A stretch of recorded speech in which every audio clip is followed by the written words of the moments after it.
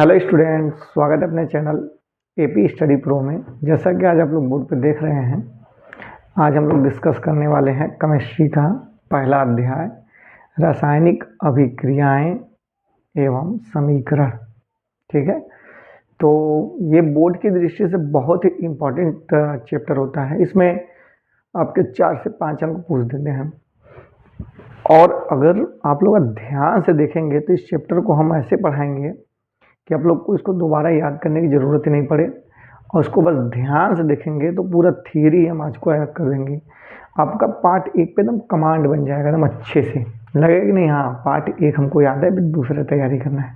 ठीक है, तो चलिए शुरू करते हैं। देखिए, हमको इस चैप्टर में रासायनिक अभिक्रियाएं एवं समीकरण पढ़ना है। मतलब रासायनिक अभिक्रिया के बारे में पढ़ना है और रासायनिक समीकरण के बारे में। ठीक है, तो चलिए सबसे पहले हेडिंग डालते हैं रासायनिक अभिक्रिया। तो रासायनिक अभिक्रिया जिस चैप्टर में पहले सबसे आपसे यही पूछेंगे रासायनिक अभिक्रिया कहते किसे हैं, तो इसी को पहले समझ लेते हैं। तो रासायनिक अभिक्रिया किसे कहते हैं, देखिए इसमें आपको ज़्यादा ध्यान नहीं लगाना है। जैसे मैं लिख देता हूँ हाइड्रोजन प्लस ऑक्सीजन, ये मिल के क्या बनते हैं भाई, जल का निर्माण करते हैं। ठीक है, तो एक चीज़ और भी सुन लीजिए। अब जो अभिक्रिया में भाग लेता है, जैसे इस अभिक्रिया में कौन कौन भाग लिया है, हाइड्रोजन और ऑक्सीजन। तो जो अभिक्रिया में भाग लेते हैं उसको हम बोलते हैं अभिकारक। इधर क्या है, अभिकारक। और इस बगल क्या है, जो बन के तैयार होता है, आपका जो भी बन के तैयार होता है उसको प्रोडक्ट या हिंदी में उत्पाद कहते हैं। क्या कहते हैं, उत्पाद। मतलब इधर क्या है, अभिकारक, और इधर क्या है, उत्पाद।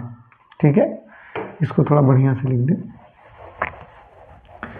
या दूसरे कलर से लिख देते हैं तो आप लोग को अच्छे से दिखेगा। इधर लिख देते हैं, देखिए आपका ये है उत्पाद, और इधर क्या है, अभिकारक। ठीक है भाई, तो देखिए इसकी परिभाषा कैसे बनती है।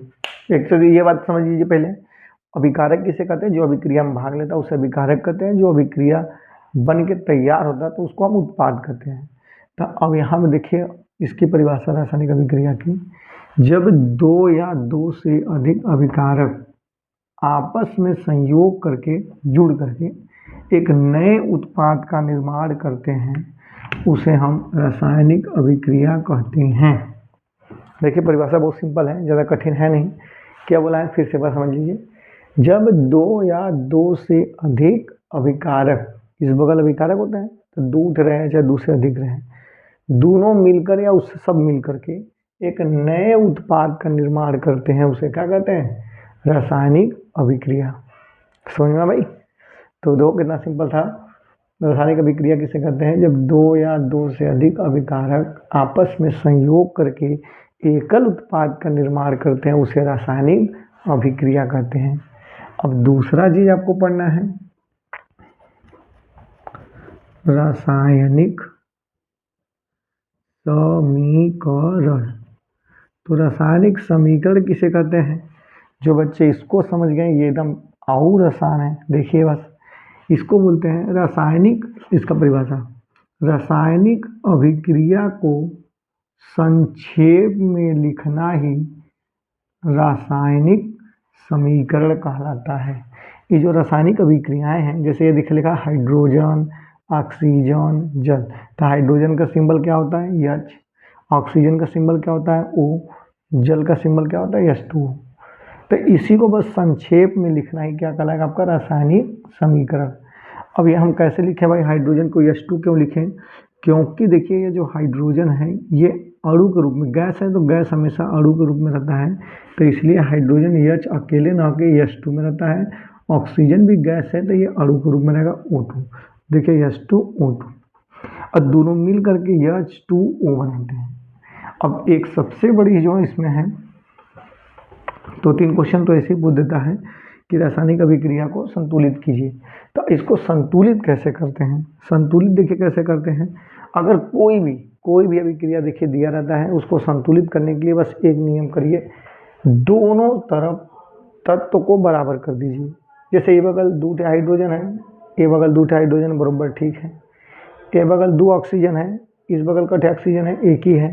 तो इधर 2 करने के लिए इसके नीचे आगे पीछे ऊपर कहीं नहीं बढ़ाएंगे, सीधे पूरे यौगिक के आगे ही बढ़ाएंगे। 2 हो गया तो 2 ऑक्सीजन हो गया, 2 ऑक्सीजन बराबर, लेकिन हाइड्रोजन का बढ़ा गया, 2 दूनी के 4, इधर कितना है 2 ही है, ठीक है। तो इधर भी 4 करने के लिए 2 आगे बढ़ा देंगे, तो हो गया ये बैलेंस। इसी को बोलते हैं संतुलित रासायनिक समीकरण। ये रासायनिक समीकरण क्या है? संतुलित है। ये आपको 2-3 क्वेश्चन मिल जाएंगे, ठीक है। क्यों? एक आध तो ऐसे मिल जाएंगे, एक आध ऐसे लिख के भी देते हैं, लिख के भी मिल जाएगा, ठीक है। तो और एक आध क्वेश्चन देख लेते संतुलित करने के लिए, जैसे आप लोगों को अच्छे से देख लीजिए। आयरन और जल ले लीजिए, Fe प्लस जल, लोहा और पानी को मिलाएंगे तो क्या बनेगा भाई? मूर्छा बनेगा। Fe3O4 और प्लस K4H2, सॉरी बस H2 लिखिए, H2। अब ऐसा दे दिया, कह दिया इस समीकरण को संतुलित कीजिए। तो देखिए कैसे होगा। सबसे पहले इधर देखेंगे कितने, एक आयरन है, इधर कितना 3 है, क्योंकि इसके नीचे 3 लिखा है, तो इधर भी हम 3 बना देंगे, आयरन बराबर। अब इसके बाद देखिए, अब ऑक्सीजन, किसी को भी एक हक क्लियर करते जाइए और समझते जाइए। अब हाइड्रोजन की बारी, या ऑक्सीजन भी कर सकते हैं, कोई दिक्कत नहीं। ऑक्सीजन 4 ठे हैं, तो यहाँ पे 4 लिख देते हैं, 4 ऑक्सीजन भी कंप्लीट। अब 4 दूनी के 8 ठे हाइड्रोजन हो गया, और इस बगल 2 ही है, तो यहाँ पे 4 लिख देते हैं, 4 हाइड्रोजन भी कंप्लीट। तो इस तरह से देखिए सब कंप्लीट हो गए। 3 ठे आयरन, 3 ठे आयरन, 8 ठे हाइड्रोजन, 8 ठे हाइड्रोजन, 4 ठे ऑक्सीजन, 4 ठे ऑक्सीजन। तो इस प्रकार हमारा समीकरण संतुलित होता है। तो आप लोग 3 चीज़ सीखें, ये तीनों बड़ा इम्पोर्टेंट है। एक बार हम इसको क्लियर करा देते हैं फिर से। देखिए, रासायनिक अभिक्रिया किसे कहते हैं? जब 2 या 2 से अधिक अभिकारक आपस में मिल करके एक नए उत्पाद का निर्माण करते हैं, उसे रासायनिक अभिक्रिया कहते हैं। इसी रासायनिक अभिक्रिया को संक्षेप में लिखना ही रासायनिक समीकरण कहलाता है। अगर रासायनिक समीकरण की परिभाषा लिखना है तो रासायनिक अभिक्रिया को संक्षेप में लिखना ही क्या कहलाता है? रासायनिक समीकरण कहलाता है, जो कि ये, ठीक। देखिए, हम लोग के पास समय बहुत कम है, तो इसलिए हम लोग पूरा थ्योरी लिखेंगे नहीं, हम लोग समझते जाएंगे। ये मैं मान के चल रहा हूँ कि आप लोग एक बार पढ़ चुके हैं, अब इसको दोबारा रिपीट करें। तो दोबारा रिपीट करें तो मैं उसको इतना सटीक ढंग से बता रहा हूँ कि जो आपको एकदम फटाक से कैच करिए, तुरंत पकड़िए, ठीक है। अब दूसरा देखिए, इसको हम संतुलित कैसे करते हैं। तो हमने देखा कि अगर बराबर दोनों साइड में होंगे तब तो वो संतुलित हो सकते हैं, ठीक। अब आते हैं इसके बाद हम लोग पढ़ने रासायनिक अभिक्रिया के प्रकार। इसको हटा देते हैं, स्क्रीनशॉट लेना तो ले सकते हैं, आप लोग ले लीजिए जिसको लेना है स्क्रीनशॉट।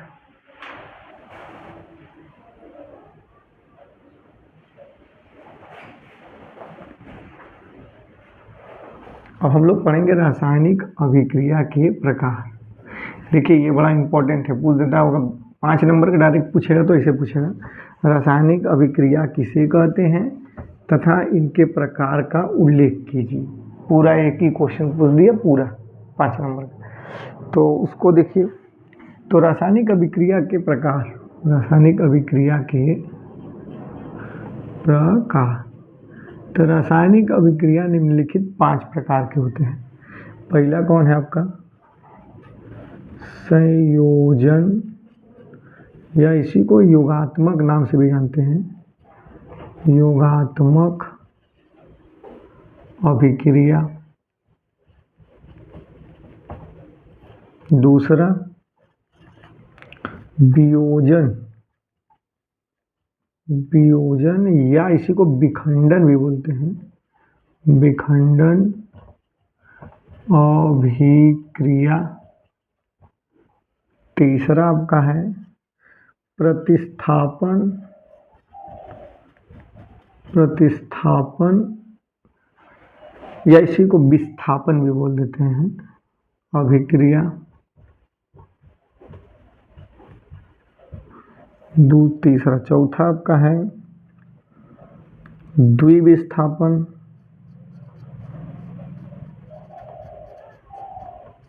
अभिक्रिया। और पांचवा आपका है रेडॉक्स अभिक्रिया। ठीक है, तो ये आपके 5 प्रकार की अभिक्रियाएं हैं। इन पांचों को हम लोग बड़ा डिटेल में एकदम अच्छे से ध्यान से समीकरण को एग्जाम्पल इसके देखते चलेंगे। ठीक है, जिससे कि आप लोग का एकदम ये टॉपिक पूरा क्लियर हो अच्छे से। ठीक, तो रासायनिक अभिक्रिया के प्रकार हमको पढ़ना है। रासायनिक अभिक्रिया कितने प्रकार के होते हैं? 5 प्रकार के। पहला कौन है? संयोजन अभिक्रिया। दूसरा कौन है? वियोजन अभिक्रिया। तीसरा कौन है? प्रतिस्थापन अभिक्रिया। चौथा कौन है? द्विविस्थापन अभिक्रिया। पांचवा कौन है? रेडॉक्स अभिक्रिया। इसमें भी बढ़ जाते हैं, जैसे वियोजन में आपका जो है, इसके अंतर्गत हम 3 अभिक्रिया पढ़ेंगे, 2 ठो पढ़ेंगे। चलिए, एक ऊष्मीय वियोजन और एक होता है आपका विद्युत वियोजन। और इसमें संयोजन में हम ऊष्माक्षेपी अभिक्रिया पढ़ेंगे। इसके अंतर्गत ऊष्माक्षेपी भी पढ़ लेंगे। और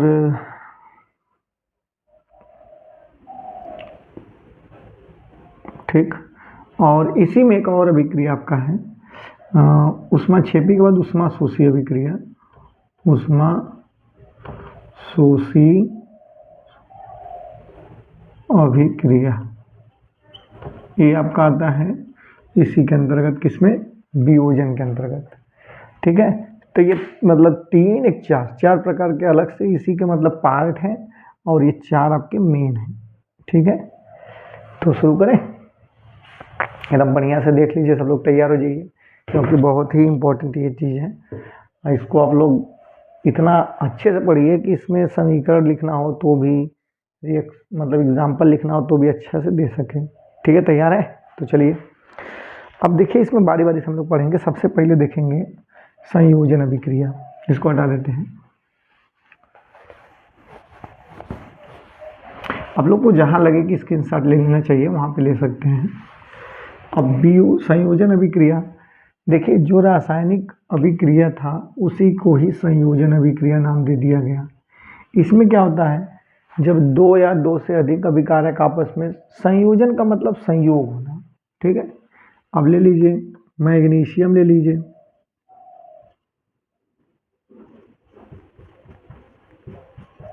मैग्नीशियम।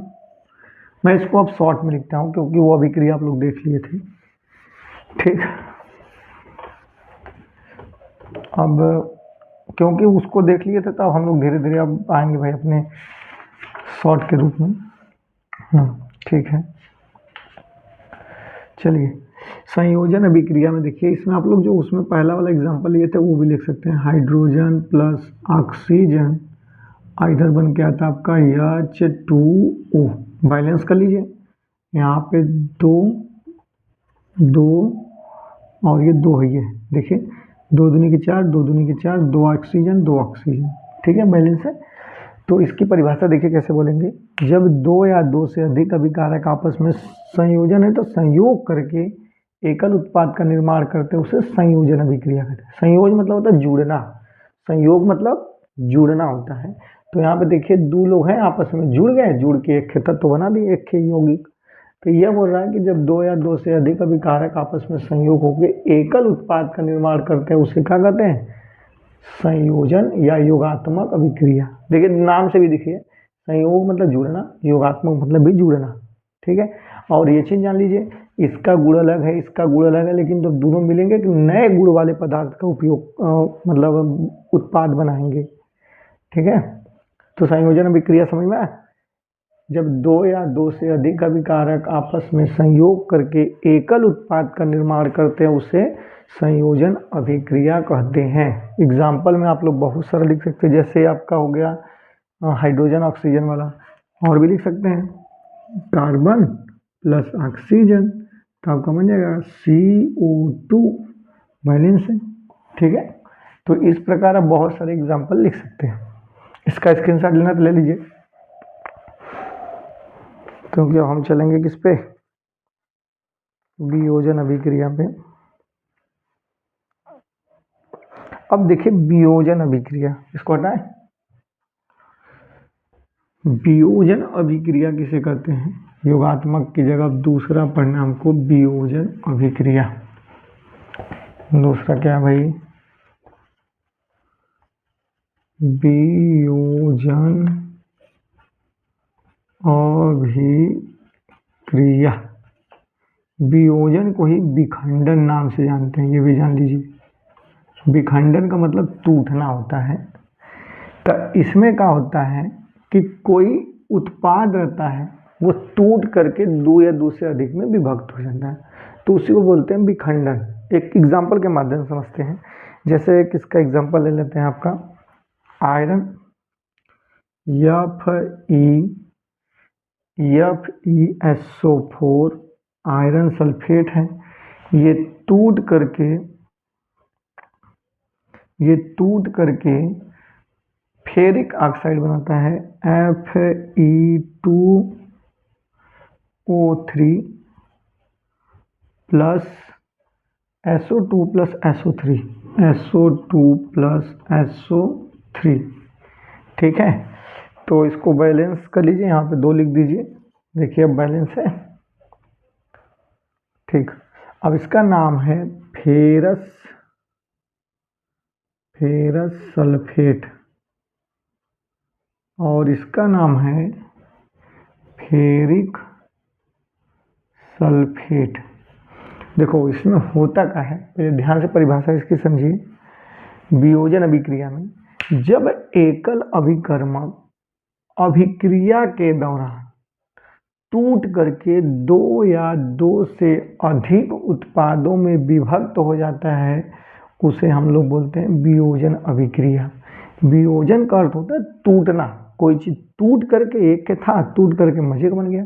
ए बगल उत्पाद रहा करता है, ए बगल क्या रहता है उत्पाद, और ए बगल अभिकारक। परिभाषा देखिए कितना सिंपल हो गया। जब एकल अभिकर्मक मतलब उत्पाद ही होता है, अभिकारक मतलब उत्पाद होता है, और उल्टा लिख दिए क्या, हम भी करें, इसको लिखिए अभिकारक ही है। क्या है? अभिकारक, और बगल उत्पाद। अभिकारक को अभिकर्मक भी बोलते हैं। ठीक है, जब एकल अभिकर्मक अभिक्रिया के दौरान टूट करके दो या दो से अधिक उत्पाद में विभक्त हो जाता है उसे हम लोग क्या बोलते हैं वियोजन अभिक्रिया। जैसे एग्जांपल आपका फेरस सल्फेट है, और यहाँ पे ferric sulphate plus sulphur dioxide plus sulphur trioxide बनता है SO2 SO3। अब एक चीज़ यहाँ पे मैं बता देता हूँ, यहाँ पे बहुत बच्चे कंफ्यूज होते हैं कि FeSO4 है और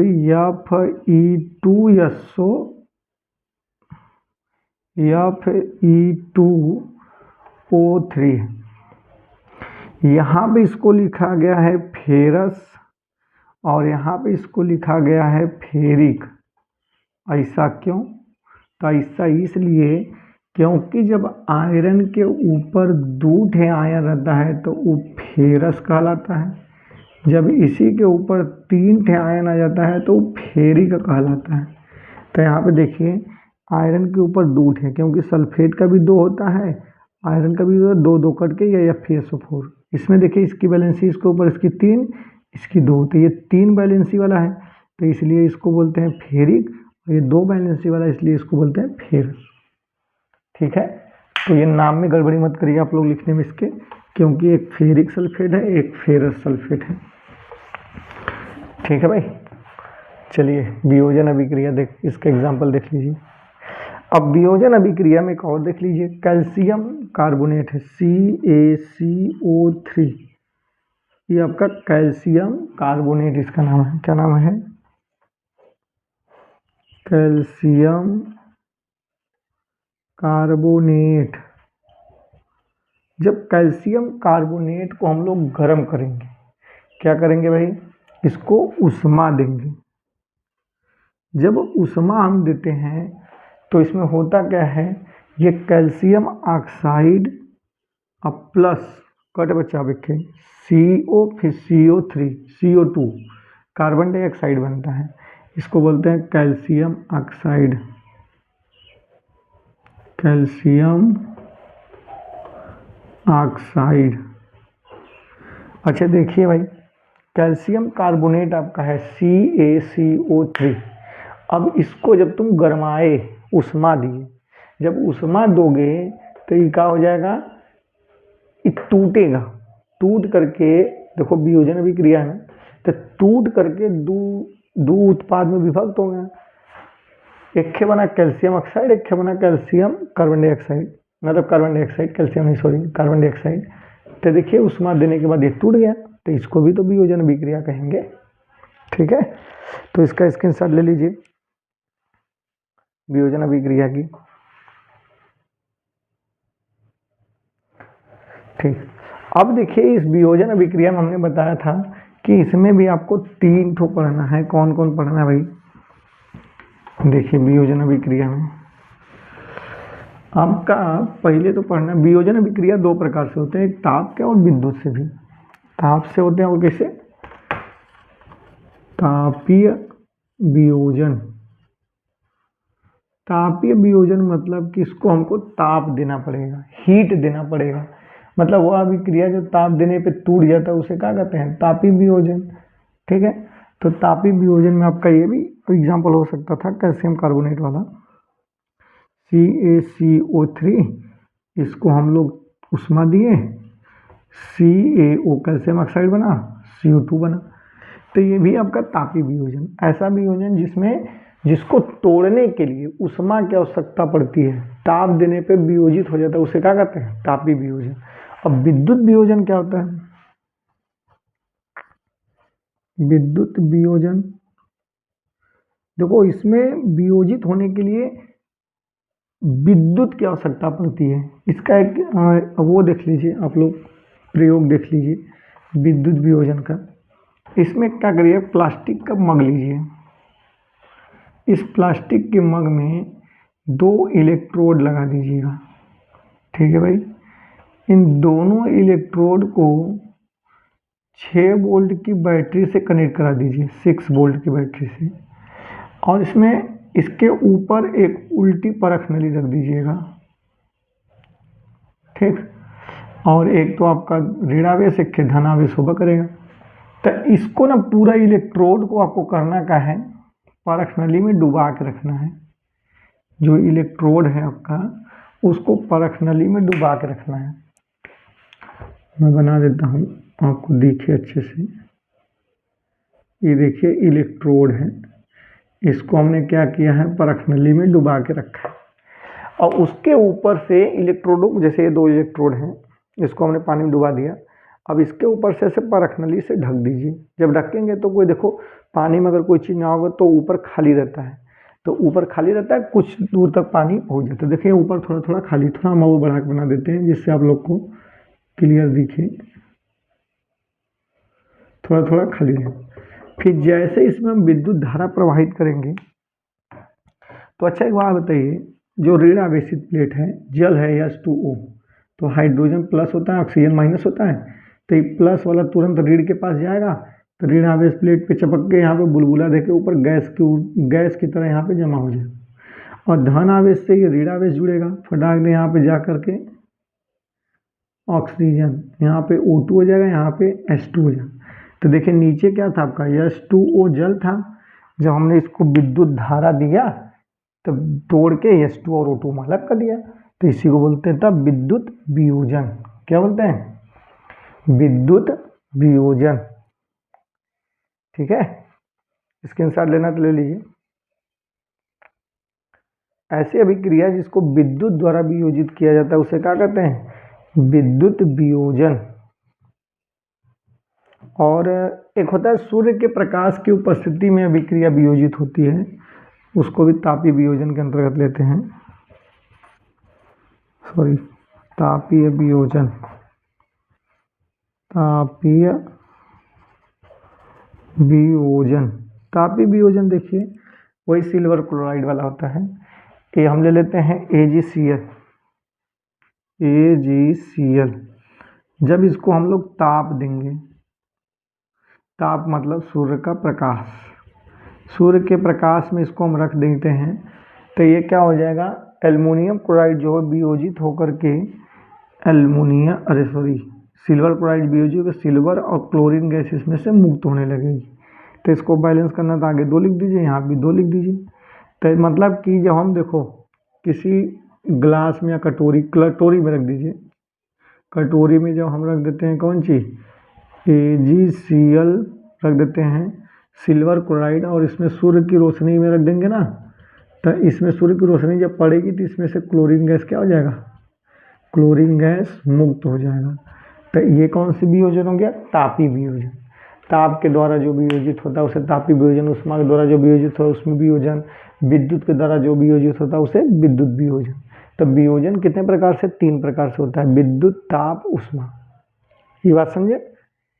चलिए भाई आगे चलते हैं, एक बार फिर से देख लीजिए। वियोजन अभिक्रिया किसे कहते हैं, जब एकल अभिकर्मक अभिक्रिया के दौरान टूट करके 2 या 2 से अधिक उत्पाद में विभक्त हो जाते हैं, उसे हम लोग क्या कहते हैं, वियोजन अभिक्रिया कहते हैं। वियोजन अभिक्रिया 3 प्रकार से होती है, विद्युत वियोजन, तापीय वियोजन, उष्मा वियोजन। ठीक है, स्क्रीनशॉट लेना तो ले लीजिए, फिर आगे आते हैं इसके।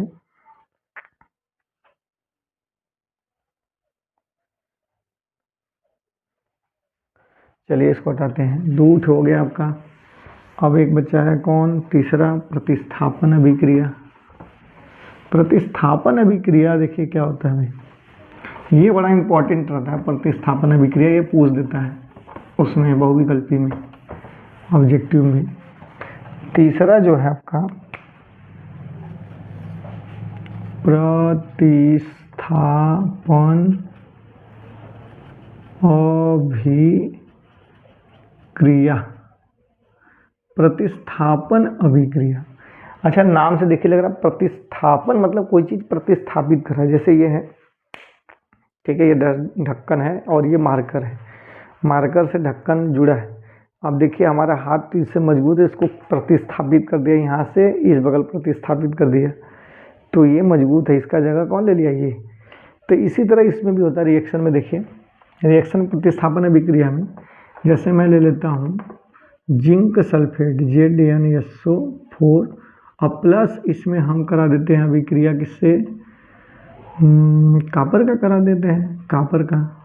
तो आपका बनता क्या है, जिंक। अब देखिए जिंक क्या करेगा, इस कापर जिंक को क्या कर देता है, प्रतिस्थापित कर देता है, या उल्टा ले लिए हैं, कापर सल्फेट यहाँ पे लीजिए, क्योंकि ये कापर जो होता है जिंक से कम क्रियाशील का होता, अधिक क्रियाशील होता है, नहीं कम ही होता है, सॉरी, ठीक है, कापर लीजिए, नहीं यहाँ पे जिंक, सॉरी उल्टा ही बोल दिया, जिंक यहाँ पे रहेगा आपका, कापर यहाँ पे रहेगा। अभी देख लेते हैं, क्लियर हो जाएगा सबको।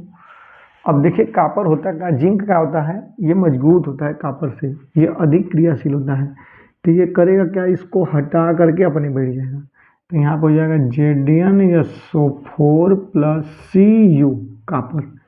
अभी होता कैसा है कि श्रेणी होती है, पोटेशियम, सोडियम, ठीक है, कैल्शियम, और आपका एक श्रेणी होती है आपका calcium, magnesium, aluminium, zinc, magnesium, aluminium, zinc, फिर आपका होता है जिंक के बाद आयरन, लेड, FePb, फिर आपका आता है हाइड्रोजन, फिर कापर, फिर पारा, फिर चांदी, फिर सोना, ये सब होते हैं।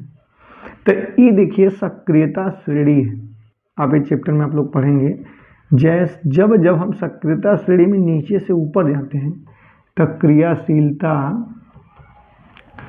क्रियाशीलता जो है वो बढ़ती है। क्या होती है? क्रियाशीलता बढ़ती है। क्रियाशीलता का अर्थ ही होता है जैसे पोटेशियम बहुत जल्दी अभिक्रिया करेगा तो इसी बोलते हैं ये क्रियाशील तत्व है। सोडियम भी बहुत ज़्यादा क्रियाशील होता है, ये तो पानी के संगे इसको अभिक्रिया कराओगे तो ब्लास्ट कर जाता है, तुरंत आग भी लग जाता है। कैल्शियम भी पानी के संगे, जो कैल्शियम चूना होता है देखोगे, उसको जब हम पानी के अंदर अभी कराते हैं तुरंत उससे खोल के उसमें से ऊष्मा निकलने लगती है। तो ये जो ऊपर जितने भी तत्व हैं बहुत ज़्यादा अभिक्रियाशील हैं और नीचे वाले जो हैं बहुत कम हैं। जैसे देखो यहाँ नीचे सोना लिखा है Ag, Au, Hg, तो ये सब ना जल्दी अभिक्रिया नहीं करते हैं। जैसे आपके घर में देखे होंगे माताएं बहनें जो पहनी रहती है नाक में कान में, ये सब सोने की सामग्री, पानी से कितनों भीगता रहे, कितनों हवा पानी लगता रहे, जल्दी खराब होता है नहीं ना, तो वो बहुत कम क्रियाशील है। इसी तरह लोहा भी देख लीजिए, लोहा जल्दी खराब कहाँ होता है, बहुत दिन में मूर्छा लगता है धीरे धीरे। तो ये सब बहुत कम क्रियाशील हैं और ऊपर के जो है बहुत जल्दी अभिक्रिया करते हैं। तो इसी का यूज इस प्रतिस्थापन में होता है। अब देखिए यहाँ पे कॉपर है और जिंक है, तो कॉपर कहाँ है भाई? कॉपर यहाँ है, जिंक यहाँ है। जिंक इससे ऊपर है कि नहीं? तो जब जिंक इससे ऊपर है मतलब ये ज़्यादा क्रियाशील है, और नीचे ही कम क्रियाशील है। तो इसको बताओ कैसे परिभाषा? जब अधिक क्रियाशील वाला तत्व कम क्रियाशील वाले तत्व को उसके स्थान से प्रतिस्थापित कर देता है, उसे क्या कहते हैं? प्रतिस्थापन अभिक्रिया कहते हैं। देखिए जिंक इसको भगा दिया ना फटाक दे, तो हटा के अपने बैठ गया, उसको कॉपर को अलग कर दिया, तो इसी को बोलते हैं प्रतिस्थापन अभिक्रिया। ठीक है, तो इसको और भी एग्जांपल ले सकते हैं, इसका एक और एग्जांपल दिखा देते हैं भाई प्रतिस्थापन में। जैसे आपका है लेड ले लीजिए, लेड और copper, Pb, lead plus copper chloride CuCl2। अब देखिए आप लोग बताइए क्या होगा? लेड कहाँ है भाई? लेड आपका है यद्य और कॉपर आपका है या नीचे, तो लेड अधिक क्रियाशील है, कॉपर को हटा देगा तो बन जाएगा PbCl2 प्लस आपका कौन सी? कॉपर। तो ये क्या है? ये भी आपका प्रतिस्थापन अभिक्रिया है। ठीक, जब अधिक क्रियाशील वाला तत्व कम क्रियाशील वाले तत्व को उसके स्थान से प्रतिस्थापित करता है तो उसे प्रतिस्थापन अभिक्रिया कहते हैं। तो इसको भी स्क्रीनशॉट ले लीजिए। अब चौथे की बारी।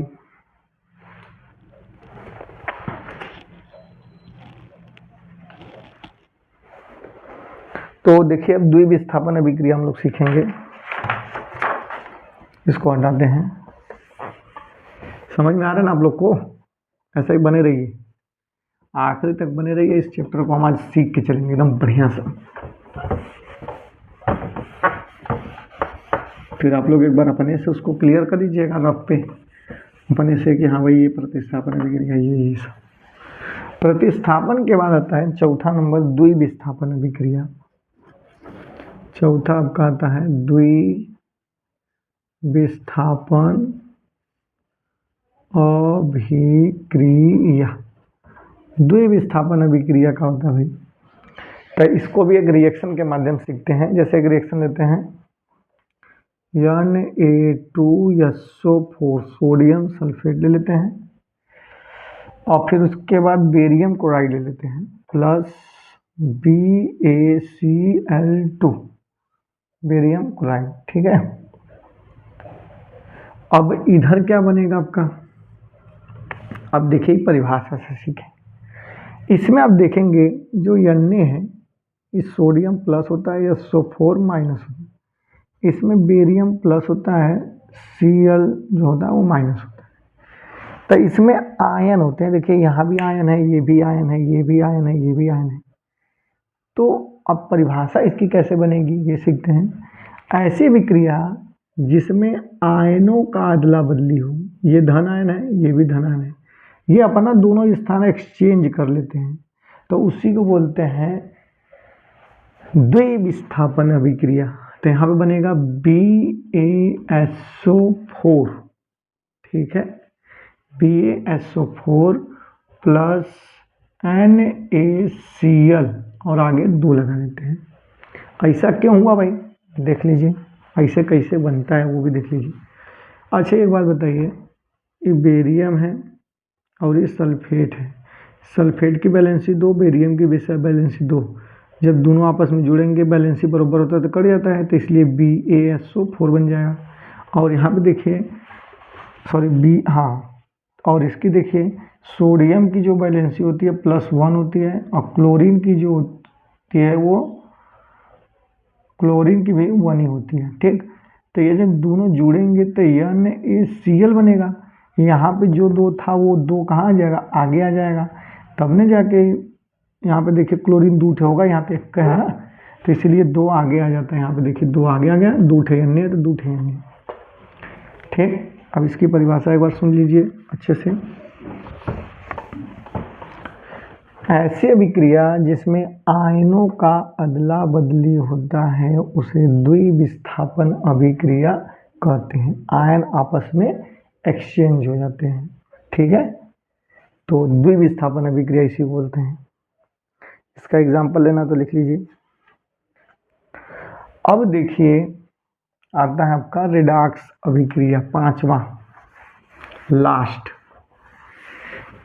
जो है आपका क्या है, रेडॉक्स अभिक्रिया।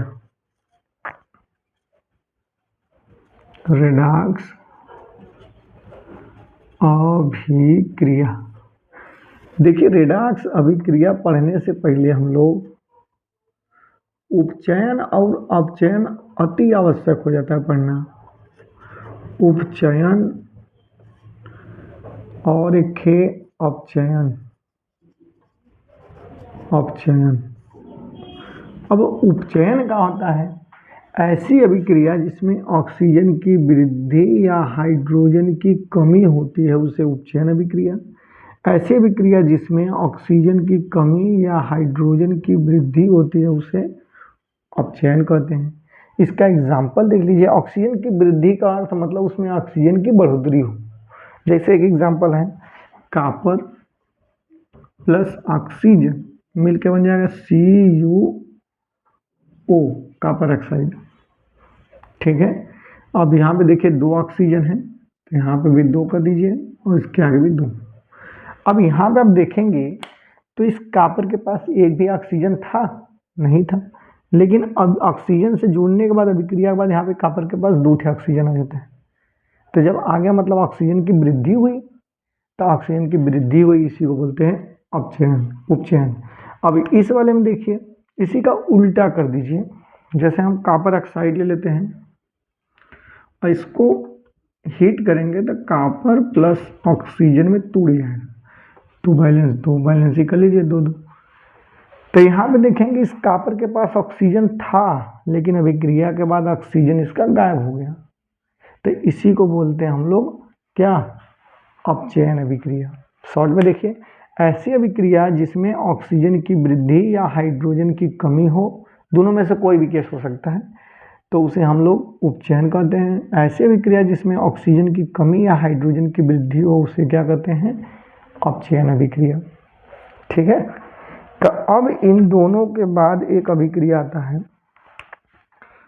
कॉपर ऑक्साइड में हाइड्रोजन गैस से अभिक्रिया कराई, तो देखिए क्या होता है भाई, कॉपर प्लस आपका जल बन जाता है। अब देखिए जब रेडॉक्स अभिक्रिया की बारी आती है तो वो कैसे बताते हैं। रेडॉक्स अभिक्रिया कहते किसे हैं, ऐसी अभिक्रिया जिसमें उपचयन तथा अपचयन दोनों एक साथ पाए जाते हैं उसे रेडॉक्स अभिक्रिया कहते हैं। जैसे देखिए यहाँ पे आप देखेंगे तो ये कॉपर के पल्ले एक ऑक्सीजन था लेकिन यहाँ पे गायब हो गया, तो जब ऑक्सीजन की कमी हो रही है तो मतलब देखो कमी हो रही तो अपचयन, और यहाँ पे हाइड्रोजन के पल्ले एक भी ऑक्सीजन नहीं था, यहाँ पे हो गया तो यहाँ पे उपचयन। तो अब देखिए यहाँ पे उपचयन, यहाँ पे अपचयन हो रहा है, तो इसी अभिक्रिया में दोनों अभिक्रिया एक साथ हो रही है ना, तो उसी को तो बोलते हैं रेडॉक्स अभिक्रिया। देखिए उपचयन अपचयन समझ में, तो रिडक्स एकदम आराम से आ सकता है। तो उपचयन किसे कहते हैं भाई? वे अभिक्रियाएं जिसमें ऑक्सीजन की वृद्धि या हाइड्रोजन की कमी होता है उसे क्या कहते हैं? उपचयन। ऐसे अभिक्रिया जिसमें ऑक्सीजन की कमी या हाइड्रोजन की वृद्धि होती है उसे अपचयन। ऐसी अभिक्रिया जिसमें दोनों एक साथ पाए जाए, दोनों लोग कहेंगे हम आएंगे, वो कहे हम आएंगे, क्या ठीक है चलो, तो दोनों एक संगे चलो। तो ऐसी अभिक्रिया जिसमें अपचयन तथा उपचयन दोनों एक साथ पाए जाते हैं उसे क्या कहते हैं? रिडक्स अभिक्रिया। ठीक है, अब देखिए भाई, अब दो चीज इसका स्क्रीनशॉट ले लीजिए, दो चीज आपका भी छूटा है रासायनिक अभिक्रिया में, तो उसको भी बता दे तो फिर आगे चलें।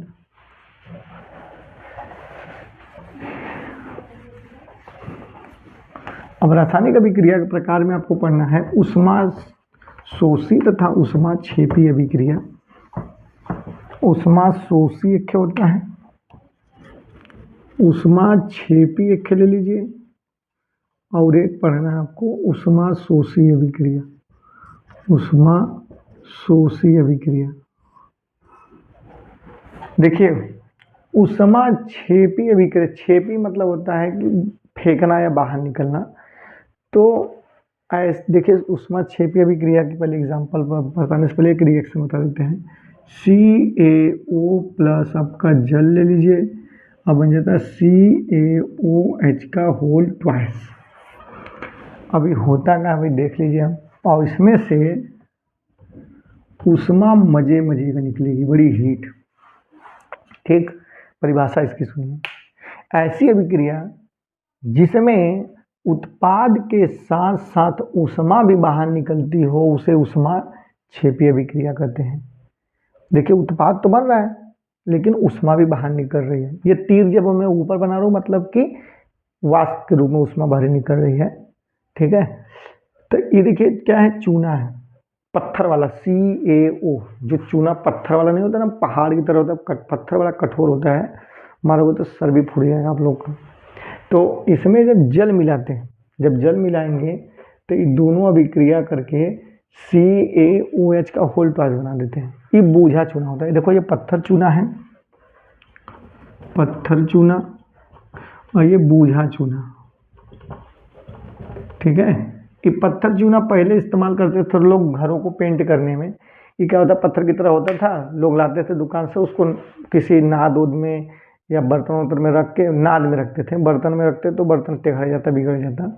नाद जो होता सीमेंट का होता था जिसमें गाय गोरू खाती हैं, तो उसमें पानी रख के फिर चूना ना देते थे तो चूना खौलने लगता था, तुरंत स्टार्ट हो जाता था अभिक्रिया, खौलने लगता था, उसमें से बड़ी गरम गरम हवा निकलती थी। तो जैसे ही वो बूझ जाता था, एक दिन लग जाता था बूझने में, तो बूझ जाता था, चूना बन जाता था। ये वाला खाने वाला चूना जो सुरती मिला के लोग खाते हैं तो इसको बोलते हैं बूझा चूना। तो वही दीवार पे पोताई करते थे तो धीरे धीरे सूखता था तो चमक आती थी दीवार पे।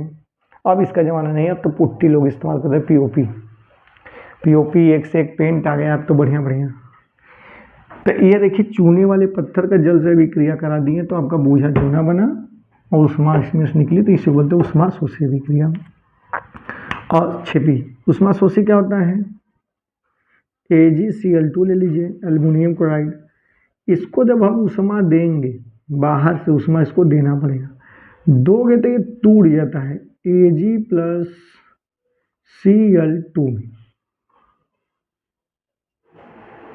ठीक है, मतलब एल्युमिनियम सिल्वर क्लोराइड को जब हम ऊष्मा देंगे बाहर से, मतलब किसी अभिक्रिया को पूर्ण होने के लिए ऊष्मा की आवश्यकता पड़ती है, बिना ऊष्मा का वो अभिक्रिया होगा नहीं करेगा, तो इसी को बोलते हैं ऊष्मा शोषी अभिक्रिया। शोषी मतलब सोखना, उसको पूरा होने के लिए ऊष्मा चाहिए, और क्षेपी मतलब ऊष्मा निकलेगा उसमें से।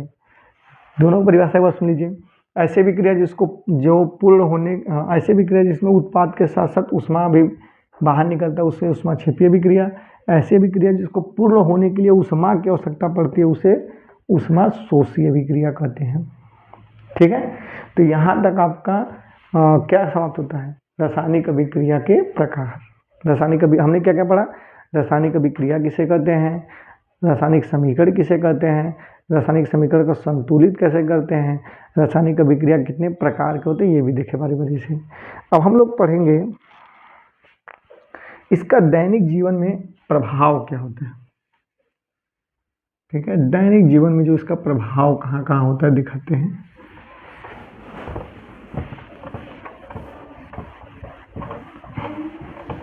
तो पहला हेडिंग डालेंगे हम लोग संक्षारण। संक्षारण क्या होता है भाई? संक्षारण का अर्थ होता है गलना। क्या होता है? संक्षारण मतलब गलना होता है, कोई चीज गल रहा है तो उसको बोलते हैं गलना, संक्षारित हो रहा है। तो संक्षारण कहते किसे हैं? जब कोई पदार्थ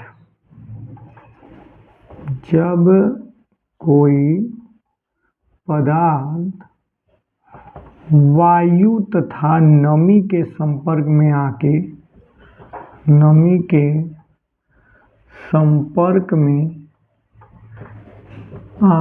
पर गलने तथा सड़ने लगता है उसे संक्षारण कहते हैं। संक्षारण कहते हैं। कोई भी पदार्थ हो वायु और नमी के संपर्क में आके जब गलने लगता है या सड़ने लगता है उसे संक्षारण कहते हैं। जैसे में देखिए लोहे का जंग लगना, लोहे का जंग लगना एक संक्षारण की घटना है। अब लोहा ऐसे फेंक दीजिए, फेंक देंगे, इस समय तो रुक है, इस समय तो बड़ी तेज मतलब नमी बहुत ज़्यादा रहती है, जाड़े के दिनों में नमी तेज ज़्यादा रहती है।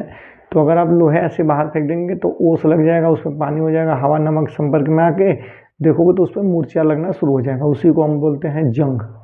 तो मूर्छा लगना धीरे धीरे शुरू होगा, धीरे धीरे फिर वो गलने लगेगा, गल के धीरे धीरे खत्म होने लगेगा। लेकिन ये प्रक्रिया बड़ा दिन ले होती है, नहीं कि तुरंत गलना शुरू हो जाएगा, लेकिन मूर्छा लगना स्टार्ट हो जाता है। तो इस चीज़ को बोलते हैं संक्षारण। आपसे पूछता है संक्षारण के बचाव, इसको बचाओगे कैसे? तो इसके बचाव जो हैं, अगर लोहे को जंग से बचाना है तो कैसे बचा सकते हो भाई? पहला तो तेल या ग्रीस लगा के, तेल या ग्रीस का मतलब जैसे नया जो लोहा होता है देखो वो ऑयली टाइप का रहता है, जैसे रॉड हो रहता है उस पर तेल लगा रहता है। तेल क्यों लगाता है? तेल क्योंकि वायु और नमी के संपर्क से बचाता है, तो इसलिए तेल या ग्रीस लगा देते हैं। दूसरा पेंट लगाकर हम उसको बचा सकते हैं। तीसरा गलवनीकरण करके, गलवनीकरण का होता है, देखिए कोई जैसे लोहा है तो लोहा का हम लोग कभी कभी देखो कापर की परत चढ़ा देते हैं। जब किसी धातु पर किसी अन्य धातु की परत चढ़ाई जाती है तो उसे गलवनीकरण कहते हैं। जैसे आप लोग देखोगे रोल गोल का जो ज्वेलरी होता है उस पर सोने का पानी चढ़ाया जाता है। क्यों? क्योंकि लोहा जो होता है वो तो क्रियाशील होता है, जल्दी मूर्छा पकड़ लेता है, लेकिन सोना जल्दी नहीं पकड़ता है। तो इसीलिए लोहे के ऊपर सोने का पानी चढ़ा देते हैं तो वो कुछ दिन चलता है। अब तो देखो नकली स्टील बना के सब बेचते हैं दुकान वाले। अब देखोगे तो लोहा रहेगा, लोहा के ऊपर एक स्टील का कोटेशन कर देंगे तो लगेगा अरे स्टील है, आपको बेवकूफ़ बना देंगे। जो कपड़े टांगने वाला हैंगिंग वैंगिंग होता है वो सब दे देते हैं स्टील का कोटेशन करके, तो वो गलवनीकरण के अंतर्गत आता है। और क्या कर करके, तो इन्हीं सब कारणों से अब इसको बचा सकते हो। ठीक है, इसके साथ ले लीजिए, फिर आगे बताएं विकृत गंधिता। अब आता है विकृत गंधिता। विकृत गंधिता भी यही परिभाषा रहती है, उसमें कुछ बदलता नहीं है, बस थोड़ा सा बदल जाता है। विकृत गंधिता, विकृत गंधिता होता है जब कोई, बस यहाँ पे खाद्य पदार्थ हो जाता है, जब कोई खाद्य मतलब खाने वाला पदार्थ, जब कोई खाद्य पदार्थ वायु और नमी के संपर्क में आके सड़ने तथा गलने लगता है, और उसमें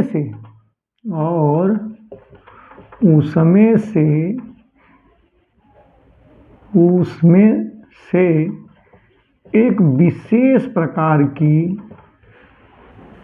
एक विशेष प्रकार की दुर्गंध, एक विशेष प्रकार की दुर्गंध उत्पन्न होती है, एक विशेष प्रकार की दुर्गंध उत्पन्न होती है, उसे विकृत गंधिता, उसे विकृत गंधिता कहते हैं, उसे विकृत गंधिता कहते हैं भाई।